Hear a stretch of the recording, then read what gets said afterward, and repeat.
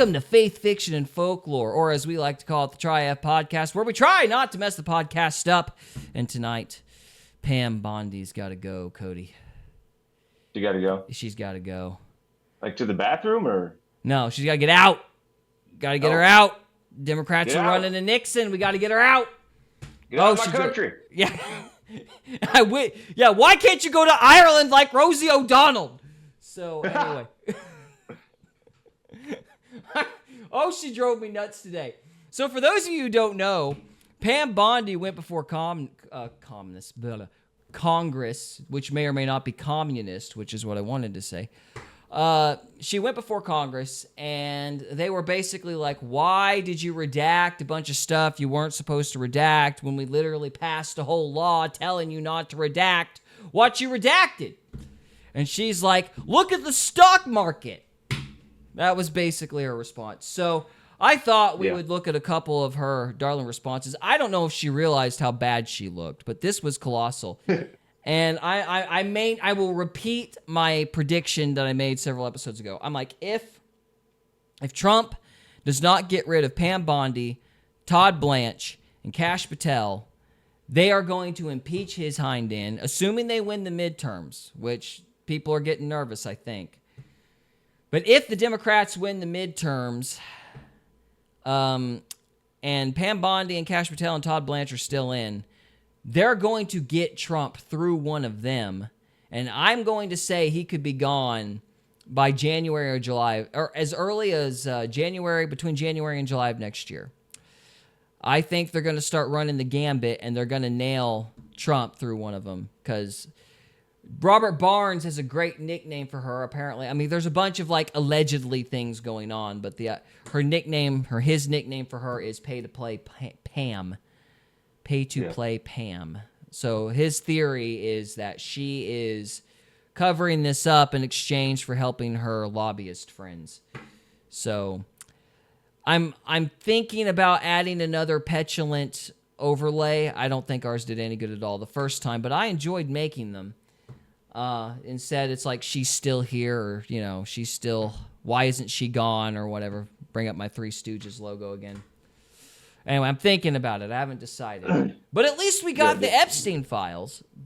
Yeah. Anyway, so we'll move on. I wanted to start off with Massey and Pam Bondi's back and forth in Congress, because I found it all kinds of telling. And remember, we've said this before, because I want to defend Massey, because a lot of people are saying, well, Massey just, hates Trump or whatever. And I'm like, no, he's asked for the same thing consistently. He has asked for the FD 302 forms. Those are the specific documents he's wanted the entire time. He hasn't changed his story on that, and they've been very petty about it, because that's where the bad guys' names are. But anyway, with that said, let's go ahead and play Massey's interaction with Pam Bondi. So let me actually pull this up like a professional. All right, here we go. The gentleman from Kentucky is recognized. May I respond very briefly to her statement? Well, I think we can do that probably on one of our members' time. Okay, thank you. I don't want that to get away. Thank you. Yep. Thank you, Mr. Chairman. Behind me, I have 3 documents from the DOJ production that are emblematic of the massive failure of the DOJ to comply with the Epstein Files Transparency Act. To my right is an email that was sent by the victim's lawyers to the DOJ. It was a list of names not to redact, a list of names not to release. What did the DOJ do with this email? They released this email in the document production. Literally the worst thing you could do to the survivors, you did. And they're getting phone calls. A lot of these people didn't want to be known. And we know you touched the document because you redacted one name and you redacted the lawyer's name, but you left the survivor's name there. The next document I want to show you, that was in the title, the victims' survivors' names, all right? The title of this one is Child Sex Trafficking, Co-Conspirators, fully redacted. And by the way, I'm gonna unredact them here. Les Wexner is in this. Now your your deputy attorney general said, oh, well, he appears hundreds of times in the files. Jeremiah Cook says, replace her with the trans guy who crashed out at GameStop. It's Pam Bondi. That would be an improvement. That would be It's more Pam Bondi. It'd be more entertaining if nothing else. He doesn't appear in this file until I forced you to release it, where he's listed as a co-conspirator, not to tax evasion, but to child sex trafficking, not to prostitution, not to money laundering, child sex trafficking. This is the bariatric gelatin bedtime recipe that took me from 198 to 147. It's natural, simple, has zero side effects, and takes less. And then, I think it was an ad for apple cider vinegar, of all things. It must have heard us talking about parasites, I guess. I don't know. They play those all the time on Rumble. They what? They play them all the time on Rumble. Oh, yeah? Huh. Oh, well. Moving on. what we have here is the third exhibit that I have is emblematic of the FD 302 release. These are the documents that we need that you're holding on to and over-redacting because they have the names of the men who are implicated. How do we know? Because the survivors gave testimony to the FBI. So, Cody, I'm not sure if you saw this, but just for clarity, that first placard, that first billboard, that is a list of the victims' names. And at the top of the email, it literally says, don't release this list, something to the effect of, don't release this list, it has the victims' names. But it was an email sent to the FBI so that they knew what names to look for. And they released the email with all the victims' names on it, or a bunch of the victims' names on it. And the joke of it is that they touched it. So it's not like the email just slipped through the cracks. They literally went through it, redacted the lawyer's name, and kept all the victims' names instead, and then released the email. And so that was the first big thing he pointed out. The second big thing is Lex Wexner, who is the CEO of Victoria's Secret. Because what they were doing is, Victoria's Secret's a modeling agency that has, legitimacy back at the time or whatever. And so basically they're using this, quote-unquote legit modeling agency to bait people. So Lex Wexner was a co-conspirator. The CEO of Victoria's Secret was a co-conspirator with Jeffrey Epstein. And so his name wasn't redacted in a bunch of the emails, but in the document that expressly said he was a co-conspirator, they redacted it. They didn't redact it anywhere else. They just didn't want people to know that Lex Wexner was suspected of being an accomplice to Jeffrey Epstein. So, they're just gonna redact the victims' names, though. They're just concerned about the victims. Anyway, so now you're caught up. And, of course, that 302 form, that's the form he's been asking for the whole time. Just a big black square. So, anyway. And it's in there. And what happens when you go to the portal at the DOJ to look at what's behind this redaction? Another redaction. So we can't even see them. And then there's some of these files you've pulled down from the website that we will never see. Because we can't. Jeremiah Cook says, psychic reading. The redacted lawyer's name ends with Baumberg or Stein. Racist. All right. Search the I appreciate you for that, Jeremiah.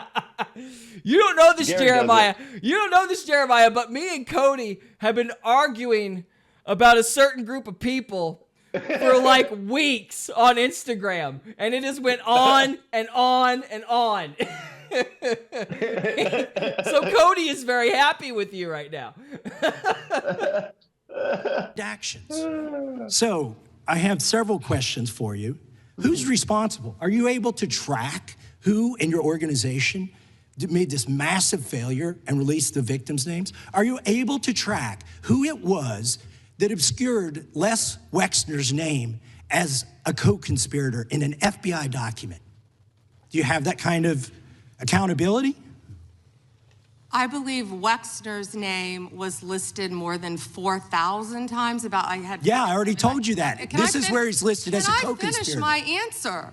Come on, let me finish my answer. Come on. We corrected that within 40 minutes. He was already, you're acting like everybody's trying to cover up Wexner's name. Reclaiming my time. I'm going to answer this question. Reclaiming my time. Mr. Chairman. This isn't how this works. Can I have my time back? Mr. Chairman. The gentlelady can give her answer. The time belongs to the gentleman from Kentucky. All right, I'm reclaiming my time. Can I give my answer? So Yes. I'm going to put the language of the bill up on the screen.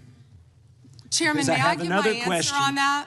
If- It's Here's a political the question. joke, and I need to give my answer Yeah, on that. we'll let the Attorney General respond, and then the gentleman can move to his Chairman, next question. it's my time. Within 40 Chairman. minutes, you asked me a question. You can Within give me- 40 minutes, Wexner's name was added back. Within 40 minutes You of me catching you red-handed. There was one redaction out Where of he's over listed as a co-conspirator. 4,700, Okay. and we invited You know what? you Show the in. video. This Show guy the- has Trump derangement syndrome. He needs to. You're a failed He won. politician. Gentlemen, You need to time get on belongs with to you to watch things the that video. matter. Mr. Chairman, please restore his time and remind the witness of the himself. rules here. There is Time. no credible information. None. If there were, I would bring the case yesterday that he trafficked to other individuals. Is that your position as well? My position is any victim who comes forward, of course, we would love to hear from them. 1-800-CALL-FBI. All right, I want to pause on that. Just so you know, the 800 number is where all the like non-credible crap has been going.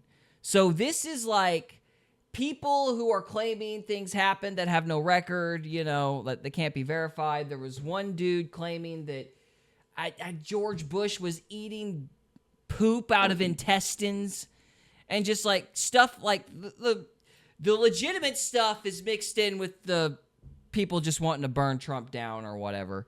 Like, that's not the credible hotline, if that makes any sense. So she sits there and goes, "We want to hear from you." And then she gives you basically the giant group phone line that's going to have the truth and the false all mixed together, and they're not going to investigate everybody unless they want to. So it's that little bait and switch, you know what I mean?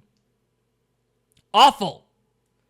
So Give people an outlet and run away. yeah, it's like, oh, if you're a victim, we want to hear. We're gonna provide you an automated line from which you can give a voicemail.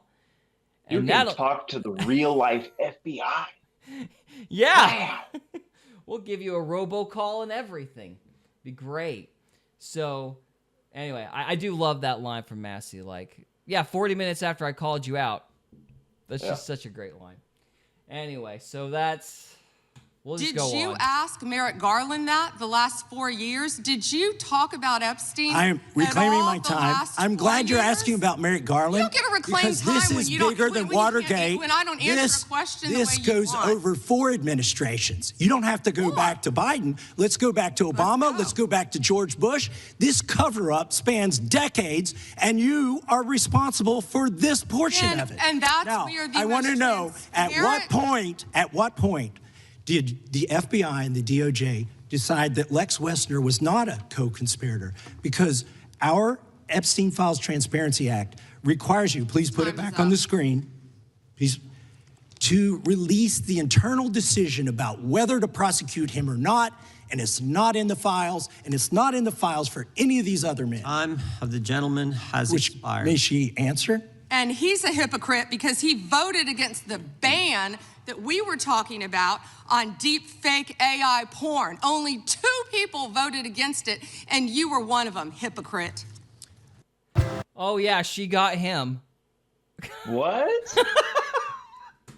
He voted against pornography and she's calling that a bad thing? Oh, she wanted to ban AI porn, or they probably paper clipped it into some bill with a bunch of crap in it. And he probably, like, voted against the whole bill or something. And then they're like, you voted against AI porn.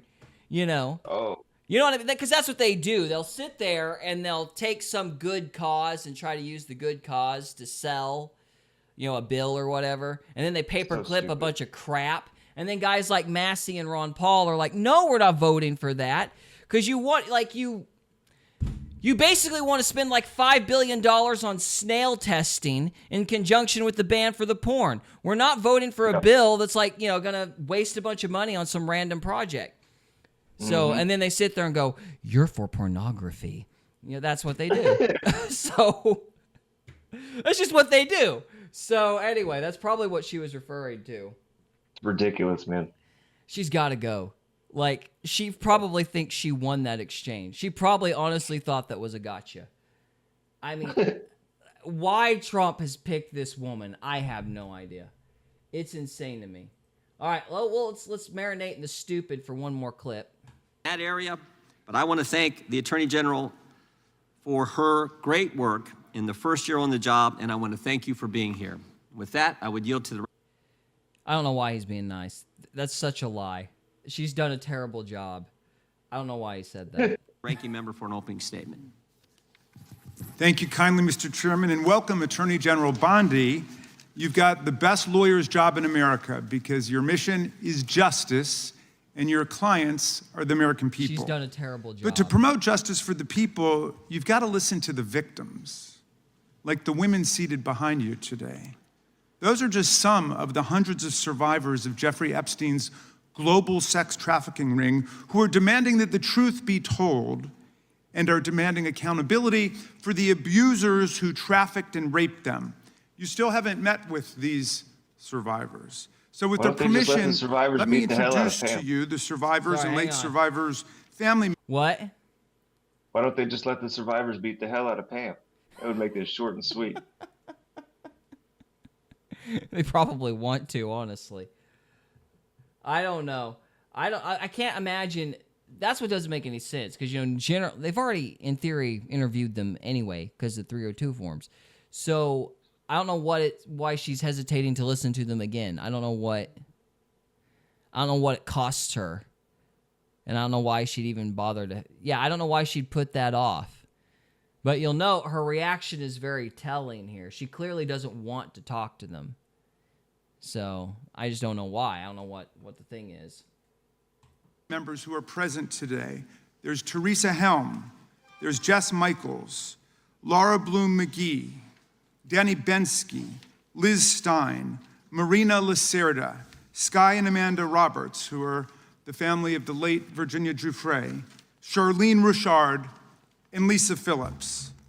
Now, you're not showing a lot of interest in the victims, Madam Attorney General, whether it's Epstein's human trafficking ring or the homicidal governmental violence against citizens in Minneapolis. As Attorney General, you're siding with the perpetrators and you're ignoring the victims. That will be your legacy unless you act quickly to change course. You're running a massive Epstein cover-up right out of the Department of Justice. Well, apparently YouTube's Chad is censoring Jeremiah because he sent a message here. He says, have you heard of one of Epstein's other funding connections mentioned in the files? The name is Leon Black. He gave $158 million to Epstein, Black's dad. Ehud Blachowicz, stereotypes and all. I had to send it here. The chat is malfunctioning. That's because YouTube is controlled by commies. So there you go. Leon Black. Another. I'm sure his name was redacted. We gotta protect these people with the money. So anyway. You've been ordered by subpoena and by Congress to turn over 6 million documents, photographs, and videos in the Epstein files, but you've turned over only 3 million.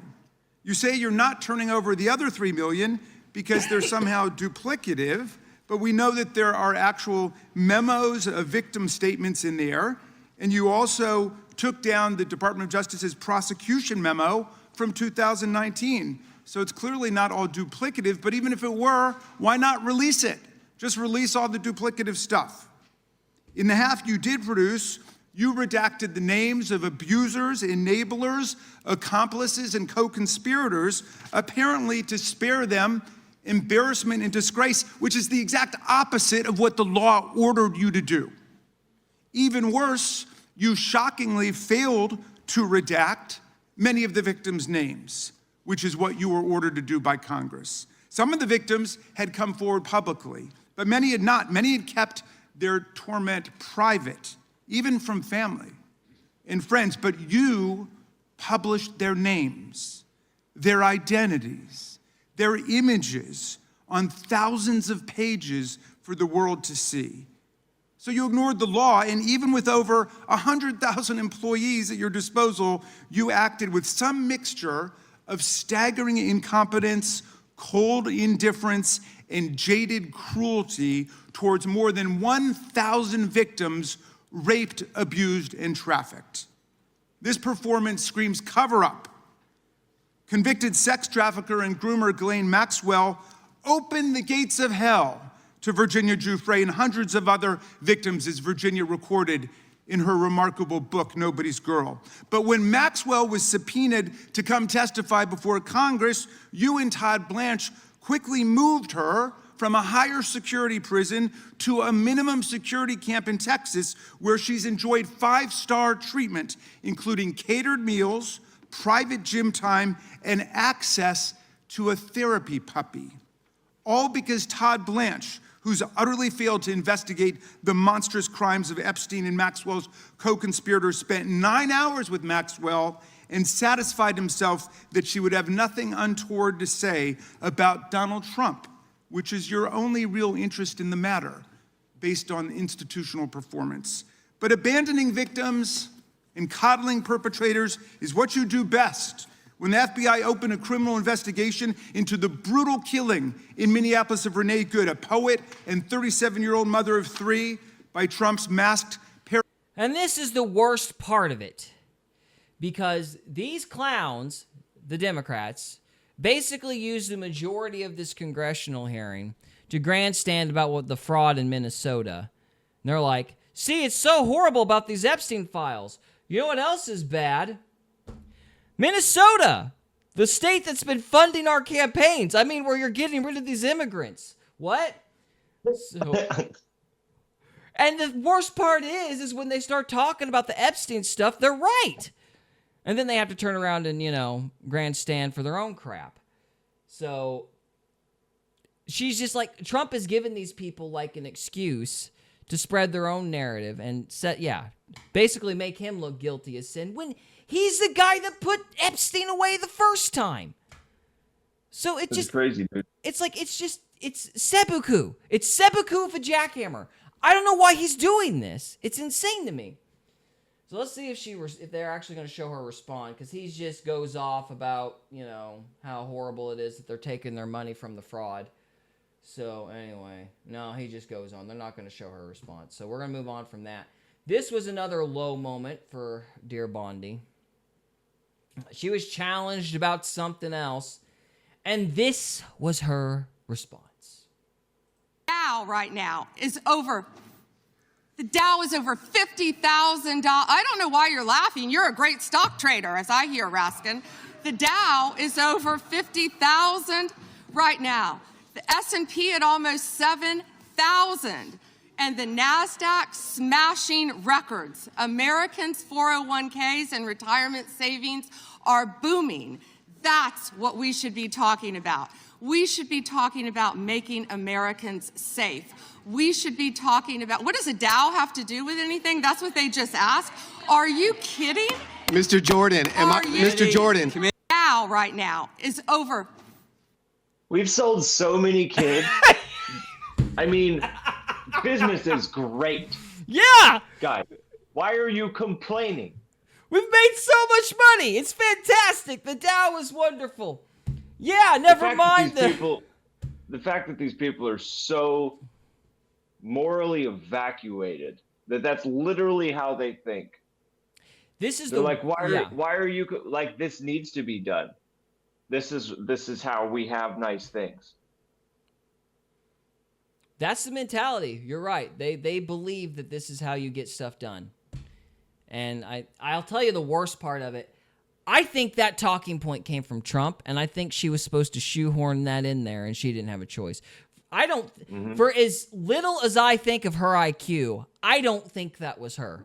I think that was Trump, which really irritates me, because that's been his narrative this entire time. It's an interjected talking point to dismantle the conversation. It didn't even fit. She's like a puppet, and she's just like inserting things where they don't belong, and she's an idiot. Yeah. Which makes her perfect for television, because, she's just going to parrot whatever the teleprompter says. She's not She doesn't have enough nickels to run together to have an original thought, which makes her a prime candidate for a face man. Yeah. So I typically don't watch politics. I just watch the campaign over and over again, and I pretend that it's real. And yeah. That keeps me satiated politically.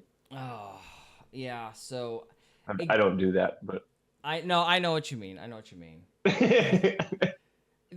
It's just I don't understand why Trump is doing this, because he literally, of all the people that has nothing to fear, he's the top guy. I mean, he literally is the one that put Epstein in jail the first time. So, dude, I bet he's in there. I think maybe he thought that the dirt that they had on him was gone or something, and now he's figured out that they still have dirt on him, and he's like, why are we even talking about this? See, here you're partially right. Here's what they did. He's smart enough to know that if he were to freak out and go, no, we're not talking about this, like everybody figured out really quickly. So he's trying to be, he's like not concerned with it. He's trying to put that off, but I think he's concerned with it. Here's what I think happened. I think they used that 800 hotline because that 800 hotline was really like big whenever Epstein was arrested, right before he was, before he unalived himself. And there was a bunch of, allegedly, but there's a bunch of anti-Trump stuff in the 800 hotline, which means basically random people were calling at the time when all of this was on the news. And so I think they went to him with this stupid 800 stuff. Hello, 7pattern77. Good to see you. Thank you for joining us. So I think that they basically showed him all the crap from the 800 line, and they said, this is a hit job on you. This whole thing is a scam. You can't release this. And they freaked him out because he didn't realize that the 800 hotline was just a load of crap. That's what I think happened. I think that they took all the false stuff and scared him with it. And then he, knowing that he didn't do anything but scared that people wouldn't believe it, he tried to cover it up. Mm-hmm. That's my theory. Because I honestly think Pam Bondi, I think she's in on it. I think that this is not just incompetence. I think this is, like I said, they're running a Nixon. They're going to get Trump through the cover-up just like they did with Nixon. This whole thing is an op to get him to screw up and trip himself up, even though he hasn't done anything wrong. They're running the exact same plane. And if he doesn't get rid of them, they're going to tie him to this cover-up, and through Bondi or Blanche or Patel. That's my guess. We'll see if I'm right. 7pattern77 says, Alberta, Canada here. Well, it's good to see you. Thank you for joining us. Hey. Yeah. I bet it's cold up there still. Apologies. Cold weather finally broke here. So that's nice. Hey, do you know most of Canada's actually like below the line? You know where the line at the top of America is? If you like draw that all the way and finish it and go all the way to the other side. Uh-huh. Like it's like 75-80% of Canada's population is like under that line in the US kind of territory. Interesting. I didn't know that. They're just in little alcoves of Canada that come down into America. Well, that makes sense. Okay, it's awfully cold up there. He says still some snow. Yeah. I believe it. Well, I hope it breaks for you. I don't know what the weather is all year round. Snow's terrible. It stinks. It's bad in Missouri, but it's mainly bad because of the ice. But anyway. Yeah. So that's Bondi. I think if Trump does not get rid of these guys, he is going to be impeached sometime next year. And I think if he keeps up with this whole, why do you all care? We're moving on. If he keeps up with that, he's going to get people mad enough that they're gonna be okay with an impeachment, and they'll get him the next time around. So he's got to get rid of him. I think he's got to. So, and just one more thing, one final thought before we move on. The only reason we're getting these files, and I think Richard Barris from the People's Pundit, I think is what it's called, I think he's right. I think that the elections in Virginia are why we even have these files. So, the anger does make a difference, if that's hopeful, because they specifically voted against Republicans in those local areas and they said to make a point to Trump. And I think it worked, but they would never admit it worked because that would be too much like apologizing. So anyway, keep up the pressure and maybe they'll get rid of these guys and it won't play out that way. We'll see though. We'll see. All right. That's part 3. We got one more segment left. So, all right. If you're watching this on the live stream, stay with us. Like I said, we got one more to go. If you are watching this after the fact, thank you so much for watching, and we will see you next time. We hope you enjoyed this episode of Faith, Fiction, and Folklore. If you did, we would love it if you would subscribe to us on YouTube or follow us on Rumble. We can also be found on X, Instagram, and Facebook. And we are available on Spotify, Apple Podcasts, Amazon Music, and iHeartRadio. Thank you again very much for listening, and we'll see you next time.